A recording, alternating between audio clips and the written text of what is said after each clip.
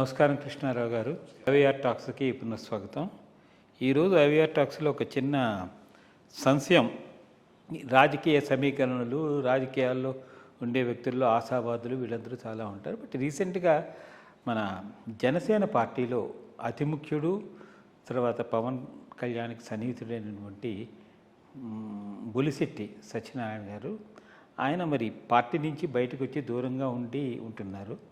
So అంటే ఆయనకి మరి సరైన సముచిత స్థానం దొరకలేదనా, లేకపోతే ఎందువలన, ఎందుకంటే స్లోగా పాపులర్ అవుతున్న జనసేన పార్టీ నుంచి బయటకు రావాల్సిన ఆవశ్యకత ఏమిటి, అవసరం ఏమిటి, ఏమైనా అంతర్గత విభేదాలు ఏమైనా ఉన్నాయనే దాని మీద చిన్న వివరణ ఏమైనా ఇవ్వగలరా?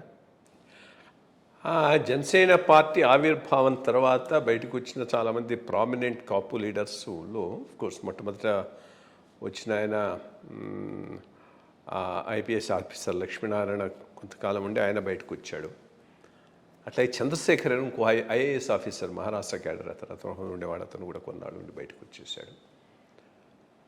ఇప్పుడు బొలిశెట్టి సత్యనారాయణ, అందరూ కాపు సామాజిక వర్గానికి సంబంధించినటువంటి ప్రముఖులు, లీడర్లు. అందరిలోకి నాకు బొలిశెట్టి సత్యనారాయణ కాస్త నేను హయ్యర్ లెవెల్లో పెడతాను. ఎందుకనంటే ఈయన కాంగ్రెస్లో కూడా ఉండేవాడు అంతకుముందు, ఆపైన జనసేనలోకి వచ్చాడు. కొన్ని విలువలకు కట్టుబడినటువంటి వ్యక్తి, కొన్ని అంశాల మీద మొదటి నుంచి పోరాటం చేస్తున్నటువంటి వ్యక్తి. ప్రధానంగా పర్యావరణ పరిరక్షణ, ఈ అంశాల మీద చాలా గట్టిగా వర్క్ చేస్తూ ఉన్నాడు. దాంట్లో ఎవరు ఏమి అనలేరు. వాటి కోసం నిలబడేటటువంటి వ్యక్తి. ఆ రకంగానే ఈయన జనసేనలో చాలా ప్రామినెన్స్కి వచ్చాడు. ఇన్ఫ్యాక్ట్ జనసేనలో కొంత ఒక ఇంటలెక్చువల్ ఫ్లేవర్ ఇవ్వటంలో ఈయన కాంట్రిబ్యూషన్ ఎనార్మస్. ప్రధానంగా ఆయన సుప్రీంకోర్టు జడ్జి, కర్ణాటక వాడు, గౌడ్, పూర్తి పేరు గుర్తుకురావట్లేదు కానీ ఆయనను తీసుకురావటం, ఈ పవన్ కళ్యాణ్ గారి మీటింగ్స్ వాటిల్లో ఆయనతో కలపటం, దాని ద్వారా కొన్ని సామాజిక అంశాల మీద ఫోకస్ చేస్తూ తీసుకురావటంలో చాలా చాలా ముఖ్యమైనటువంటి పాత్ర ఆయన పోషించాడు. అటువంటి వాడు మరి జనసేన నుంచి బయటికి రావాల్సిన పరిస్థితి ఏందనేది నాకు అర్థం కావట్లేదు. మరి అది ఇంటర్నల్ పరిస్థితి, స్ట్రాటజిక్ రిట్రీటా, అది కూడా ఆలోచించాలి. ఎందుకనంటే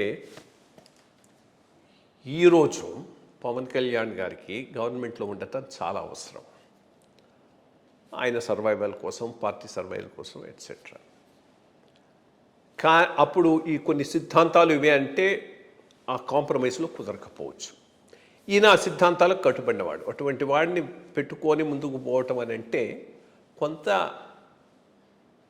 టెంపరీగా ఆయనకి ఇబ్బంది కలగవచ్చు. అందుకోసంగా ఆయన బయటకు వచ్చాడు. వాడు అదే కనుకైతే మళ్ళీ లేటర్ స్టేజ్ మళ్ళా జనసేనలోకి వెళ్ళి ప్రధానమైన పాత్ర పోషించేటటువంటి అవకాశం ఉన్నది. ఇన్ని మధ్యన చేసినటువంటి 2-3 వీడియోలు చూస్తే ఒక మేజర్ అంశం ఒకటి రగులుతూ ఉన్నట్టున్నది. దాని గురించే ఈయన బయటికి రావడానికి కూడా కారణమైనట్టు ఉంటుంది. అది ఏంటంటే కొల్లేరు సరస్సును కమర్షియల్గా విపరీతంగా ఎక్స్ప్లాయిట్ చేశారనేటటువంటిది వాస్తవం. ఆయన దాంట్లోనే చెప్తూ ఉన్నాడు. 1975 వెంగళరావు గారి టైం నుంచి, వెంగళరావు గారు చీఫ్ మినిస్టర్గా ఉన్న టైం నుంచి ఇది మొదలైంది. స్లోగా దాన్ని ఆక్యుపై చేసి ఫిష్ ట్యాంకులు, వన్స్ ఫిషరీస్కి ఇంపార్టెన్స్ వచ్చి ఫిషరీ మనీ స్పిన్నింగ్ యాక్టివిటీ అయినప్పుడు దాన్ని ఆక్రమించుకోవటం, ఫిష్ ట్యాంకులు కట్టడం, విపరీతంగా సంపాదించడం. సరే, ఇక ఫిష్ ట్యాంక్ అంటే కాలుష్యం కదా, ఆ కాలుష్యం అంతా కొల్లేరులోకి వదలటము, దానిని నెమ్మదిగా కుదించడం ఇది జరుగుతూ ఉన్నది. దాంతో చాలా ఒక మేజర్ వాటర్ బాడీ, అటు మనకు ఇదే చిత్రాలేక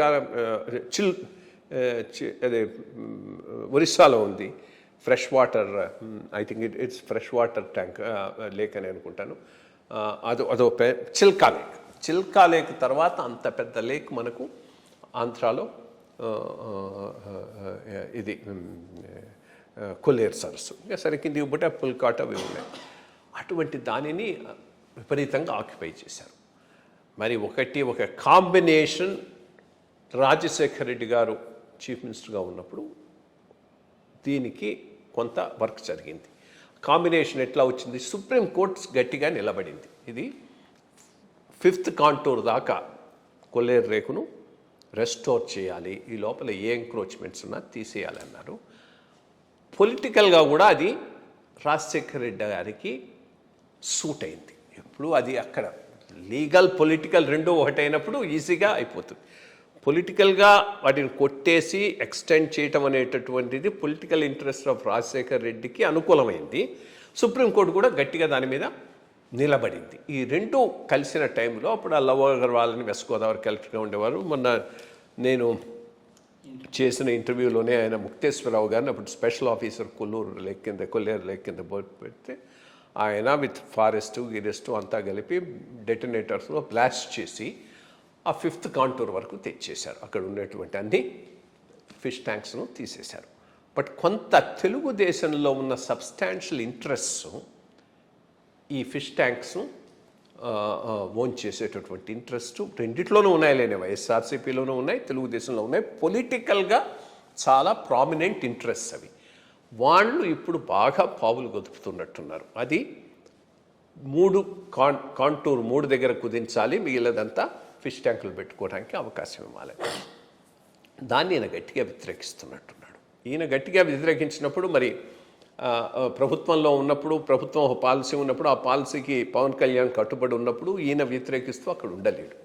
సో ఆ ఫ్లాష్ పాయింట్ వల్ల బయటకు వచ్చినట్టున్నాడు. బట్ ఐ థింక్ ఈ ఫ్లాష్ పాయింట్ వల్ల బయటకు వచ్చినా కానీ ఇది ఏదో యాంటాగనిజంతో బయటకు వచ్చిన పరిస్థితి అయితే కాదు. కాబట్టి నా అసెస్మెంట్ ఇది స్ట్రాటజిక్ రిట్రీటు. ఎప్పుడో అప్పుడు ప్రస్తుతానికి ఉన్నా కానీ ఏదో ఒక పాయింట్లో కనుక తెలుగుదేశం జనసేన మధ్య ఒక ఫ్లాష్ పాయింట్ వచ్చి ఒకవేళ జనసేన కనుక ఈ కూటమిలో కొనసాగకపోతే అప్పుడు మళ్ళీ ఈయన తిరిగి వచ్చేటువంటి అవకాశం అయితే తప్పకుండా ఉంది. అట్లా జరుగుతుందా జరగదా మనకు తెలియదు. ప్రస్తుతం ఉన్న కాంబినేషన్లో అయితే ఆయన interest best served with going with కూటమి అనేటటువంటి ఒక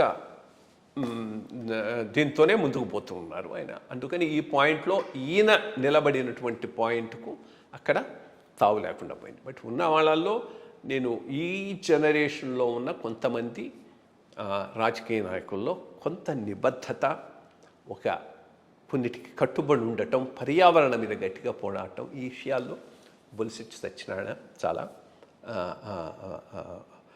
గుడ్ పాలిటీషియన్గా నేను ఆయన రేట్ చేస్తాను. నాకు ఆయనతో అప్పుడప్పుడు డిస్కస్ చేస్తూ ఉంటాను ఇష్యూస్. మంచి అవగాహన ఉన్నది, మంచి కాంటాక్ట్స్ ఉన్నాయి. ఈ పర్యావరణ పరిరక్షక శాస్త్రవేత్తలు, ఆ ఎన్విరాన్మెంటల్ యాక్టివిస్ట్ వీళ్ళందరితో గట్టిగా సంబంధం ఉన్నటువంటి వ్యక్తి. చూద్దాం ఇది టెంపరీగా బయటకు వచ్చాడా లేక దీనికి మించిన ఇంకేమైనా మనకు తెలియని ఉన్నాయా చూడాలి. హైదరాబాద్కి వస్తే రమ్మన్నాను ఇక్కడికి. మన ఐవైఆర్ టాక్స్లోనే ఒకరు ఆయనతో 1-to-1 పెడదాం, తప్పకుండా వస్తానన్నట్టు చూద్దాం. మేబీ అక్కడ మనకి ఇంకా ఎక్కువ విషయాలు తెలుస్తాయి. నమస్కారం అండి, థ్యాంక్ యూ.